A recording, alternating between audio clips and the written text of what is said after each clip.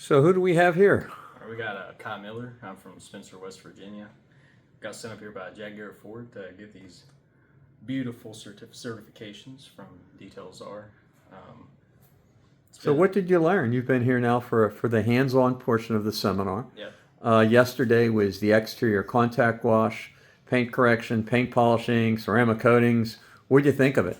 It was all definitely a new experience coming from no experience at all within detailing. Using the buffer for the first time, the polisher, was definitely fun for it being my first time using it, but caught on pretty quick, and I think I'll take the training that I got here for the exterior on with me for the rest So of my you're going to head up the detailing department at the Ford dealership. Yep, gonna be running it. Excellent. So today was the interior cleaning, detailing, coating, and also headlight restoration. Yeah. What do you think of today's training? Pretty easy, honestly. Just vacuum it out, shampoo the carpet, make it smell, look nice. Clean all the vinyl and plastic? All the vinyl, make it nice and Put a shiny. coating on it? Yeah. Yeah.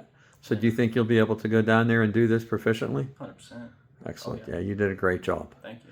Very good. You are now Details R certified and Jade Ceramic Coating certified.